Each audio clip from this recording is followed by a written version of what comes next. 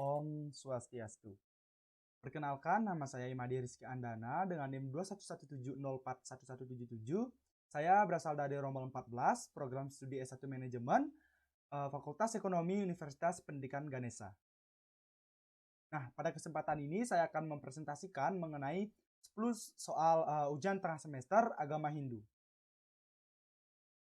Adapun soal yang pertama yaitu Tuhan dalam agama Hindu disebut sebagai Brahman atau Sang Yang Widi. Selain itu, pada dasarnya ketuhanan dalam agama Hindu percaya pada Tuhan Yang Maha Esa, tetapi sistem ketuhanannya terkoordinasi dalam konsep ketuhanan Trimurti. Tuhan adalah kebenaran. Tuhan ada di mana-mana. Nah, jelaskan konsepsi Sagunan Brahman dan Nirgunan Brahman serta hubungannya yang Widi bersifat Wyapi Wyapaka. Nah, menurut dari jawaban saya, Sagunan Brahman adalah Tuhan dalam manifestasinya, dia berwujud, memiliki aspek, atribut, dan sifat. Sedangkan Nirgunan Brahman adalah Tuhan yang tidak termanifestasikan, kosong tidak berwujud, tidak dapat dicapai dengan akal pikiran dan panca indera. Tuhan atau ide Sang Yang Widi merupakan Maha Ada, meresapi dan memenuhi buana, baik itu buana agung maupun buana alit, atau Wyapi Wyapaka. Biasanya disebut sebagai berada di mana-mana. Nah, tiada tempat yang tidak dapat dipenuhi oleh wujudnya. Soal yang kedua yaitu mengenai Trikaya Parisuddha. Adapun soalnya yaitu dalam konsep Trikaya Parisuddha, berpikir, berkata, dan berbuat yang benar. Bila ada pernyataan berikut, jangan pernah bersandar pada ketidakbenaran dalam keadaan apapun. Jika mengikuti jalan ketidakbenaran, kita tidak akan dapat mengembangkan kasih. Maka dari itu, kembangkanlah kasih sepanjang waktu. Pertanyaannya, berilah contoh dalam kehidupan sehari-hari bagaimana mengembangkan kasih dengan mengikuti kebenaran itu menurut konsepsi Trikaya Parisuddha. Nah, menurut jawaban saya, dalam kehidupan sehari-hari mengembangkan kasih dengan mengikuti konsep Trikaya Parisuddha dapat dilakukan dengan cara mengontrol pikiran, perkataan, maupun perbuatan. Sehingga kita dapat membedakan mana perbuatan yang benar dan mana perbuatan yang salah, agar tidak menyinggung dan menyakiti perasaan orang lain. Soal berikutnya yaitu soal yang ketiga mengenai mantra. Nah, dengan mengucapkan mantra yang benar dan berulang-ulang akan membawa ketenangan pikiran. Jelaskan mengapa hal itu bisa terjadi. Nah, menurut pendapat saya, karena dengan mengucapkan mantra yang benar dan berulang-ulang, mantra dapat mempengaruhi alam bawah sadar seseorang. Sehingga orang melaksanakan mantra dengan benar, maka ia akan memperoleh ketenangan pikiran dan terhindar dari segala pikiran yang negatif.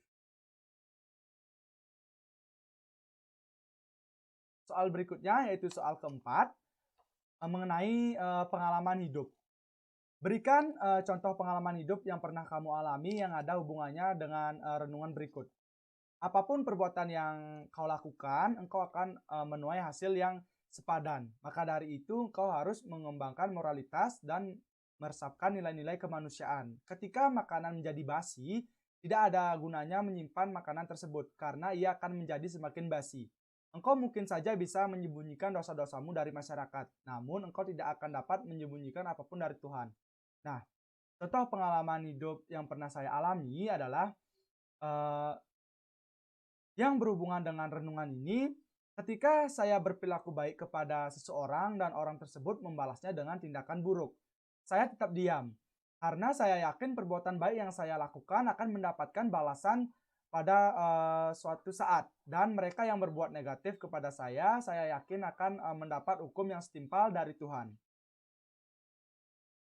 Soal yang kelima, yaitu mengenai meditasi dan mantra.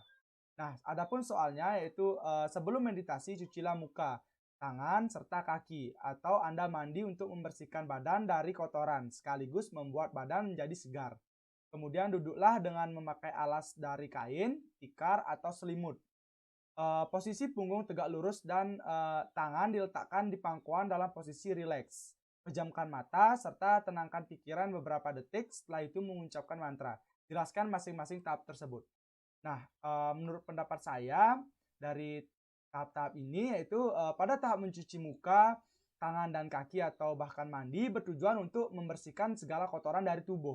Kemudian yang kedua, pada tahap duduk memakai alas dari kain, posisi punggung tegak lurus dan tangan diletakkan di pangkuan bertujuan untuk memosisikan tubuh dengan nyaman saat meditasi. Kemudian yang ketiga, pada tahap memejamkan mata bertujuan untuk memperoleh suasana khusyuk saat meditasi. Kemudian yang terakhir, pada pencapaian mengucapkan mantra bertujuan untuk memperoleh sebuah ketenangan. Soal berikutnya yaitu soal yang keenam mengenai yoga dan meditasi. Adapun soalnya yaitu yoga dan meditasi adalah salah satu cara untuk kita bisa mendapatkan ketenangan jiwa, perasaan damai, dan bisa melepaskan diri kita dari rasa stres. Yoga dan meditasi bisa dilakukan oleh semua agama, bukan cuma untuk pemeluk agama Hindu, karena sebenarnya yang dilakukan pada saat kita melakukan meditasi yoga adalah menenangkan pikiran, pemusatan pikiran, dan pengaturan nafas. Pertanyaannya, jelaskan mengapa yoga asanas penting untuk meditasi. Nah, menurut pendapat saya, karena secara fisik dan kejiwaan, yoga asanas memiliki fungsi dapat mengurangi racun serta membantu pemulihan saat sedang sakit.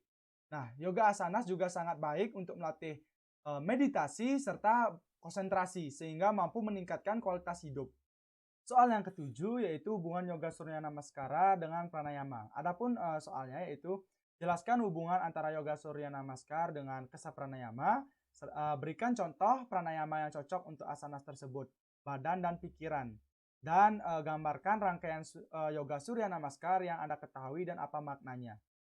Nah, menurut pendapat saya, hubungan yoga surya namaskara dengan kesa pranayama ini adalah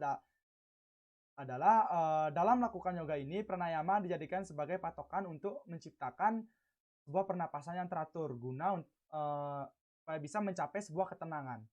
Nah, contoh pranayama yang cocok untuk asanas tersebut adalah berlatih dengan nafas dirga, ujjayi, dan nadi sodana. Adapun rangkaian yoga surya namaskara yang saya ketahui yaitu yang pertama ada pranayama atau sikap berdoa untuk melatih jiwa dan pikiran. Kemudian ada Asta Uttanasana, sikap kedua lengan terangkat untuk melatih otot bahu. Kemudian yang ketiga ada Padahastanasana untuk memperbaiki pencernaan. Kemudian yang keempat ada Aswasancalanasana untuk memperbaiki fungsi syaraf. Kemudian yang kelima ada Parvatasana untuk melenturkan tulang belakang. Kemudian ada Astanga Namaskara untuk menguatkan otot-otot kaki. Kemudian ada Bhujangasana untuk mengatasi sembelit. Kemudian ada Parvatasana untuk melenturkan tulang belakang. Kemudian ada Aswasancalanasana atau kembali lagi ke sikap untuk memperbaiki fungsi syaraf. Kemudian ada Padahastanasana yaitu sikap seperti membungkuk. Kemudian ada Asta Uttanasana untuk melatih otot bahu, dan yang terakhir ada sikap pranayama. Nah, dari rangkaian-rangkaian ini, sikap pertama sampai ke-6 itu berbeda. Namun dari ke-7 kembali lagi ke sikap yang sebelumnya pernah dilakukan. Soal yang ke-8 yaitu mengenai pengalaman hidup. Berilah contoh dalam kehidupan sehari-hari bagaimana mengembangkan kasih dengan mengikuti kebenaran. Nah, menurut pendapat saya, contohnya dengan menghormati orang yang lebih tua daripada kita. Nah, sehingga hal ini dapat menciptakan sebuah kasih sayang yang dapat menyelaraskan antara hubungan kepada kebenaran bahwa kita harus hormat dengan orang tua. Soal yang ke-9 yaitu mengenai pengalaman hidup. Nah, adapun soalnya, berikan contoh pengalaman hidup yang pernah kamu alami yang ada hubungannya dengan renungan berikut. Apapun perbuatan yang engkau lakukan, engkau akan menuai hasil yang sepadan. Maka dari itu, engkau harus mengembangkan moralitas dan meresapi nilai-nilai kemanusiaan. Ketika makanan menjadi basi, tidak ada gunanya menyimpan makanan tersebut karena ia akan menjadi semakin basi. Engkau mungkin saja bisa menyembunyikan dosa-dosamu dari masyarakat, namun engkau tidak akan dapat menyembunyikannya dari Tuhan. Nah, menurut pendapat saya, pengalaman hidup yang pernah saya alami yaitu, menurut renungan yang diberikan, ketika saya berperilaku baik kepada seseorang, namun orang itu cenderung membalas saya dengan, perilaku yang buruk.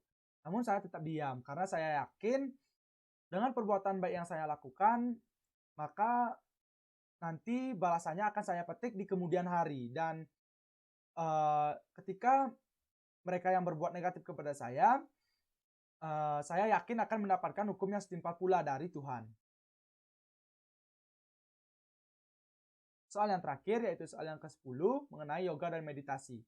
Soalnya, yoga dan meditasi adalah suatu cara untuk kita bisa mendapatkan ketenangan jiwa, perasaan damai, dan bisa, eee, melepaskan kita dari rasa stres. Nah, yoga dan meditasi bisa dilakukan oleh semua agama, bukan cuma untuk pemeluk agama Hindu. Karena sebenarnya yang dilakukan pada saat kita melaksanakan meditasi yoga adalah menenangkan pikiran, pemusatan pikiran, dan pengaturan nafas. Pertanyaannya, jelaskan mengapa yoga asana penting untuk meditasi. Nah, menurut jawaban saya, karena secara fisik dan kejiwaan, yoga asanas memiliki fungsi dapat mengurangi racun serta membantu pemulihan saat sedang sakit. Nah, yoga asana juga sangat baik untuk melatih meditasi serta konsentrasi sehingga mampu eee, meningkatkan kualitas hidup seseorang. Nah, itu dia tadi presentasi mengenai ujian tengah semester agama Hindu dari saya. Saya mohon maaf bila ada kesalahan kata maupun ucapan yang kurang berkenan. Akhir kata saya ucapkan sekian dan terima kasih. Saya tutup dengan Paramesanti. Om Santi Santi Santi Om.